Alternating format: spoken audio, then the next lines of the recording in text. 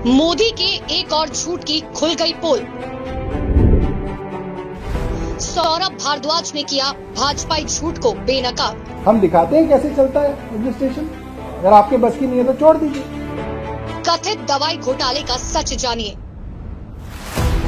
दिल्ली के स्वास्थ्य मंत्री सौरभ भारद्वाज ने कहा कि केंद्र सरकार का ये कहना है कि दिल्ली सरकार के अस्पतालों में भ्रष्टाचार हो रहा है और मंत्री मिलकर भ्रष्टाचार कर रही हैं।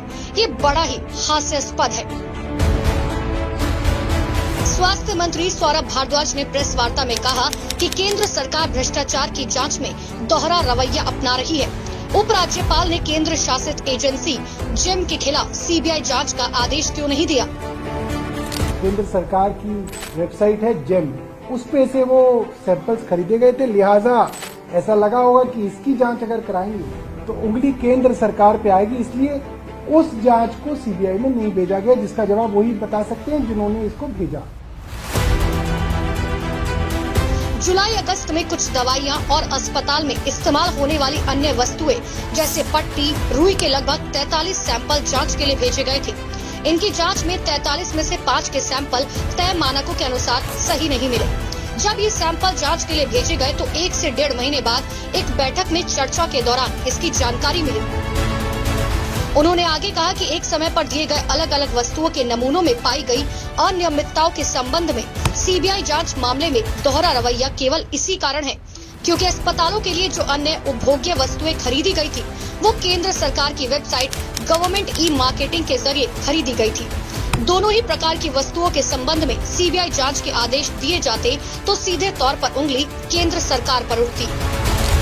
भारद्वाज ने बताया कि 9 मार्च को स्वास्थ्य मंत्री बनने के तुरंत बाद 21 मार्च को एक बैठक कर ये आदेश जारी किया गया था कि जो भी दवाइयां और अन्य उपभोग्य वस्तुएं दिल्ली सरकार के अस्पतालों में खरीदी गई हैं, शीघ्र उनका ऑडिट किया जाए। लेकिन अफसरों ने उनकी एक नहीं सुनी।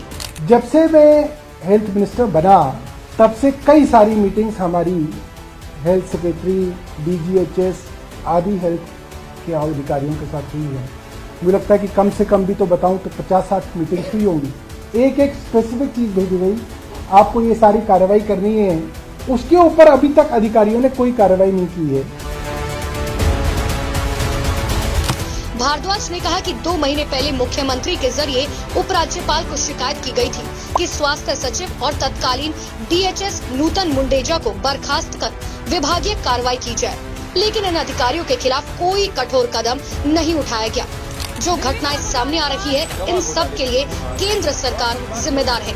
कोई भी अधिकारी दिल्ली की चुनी हुई सरकार के प्रति या सरकार में चुने गए जनता के प्रतिनिधियों के प्रति जवाबदेह नहीं है।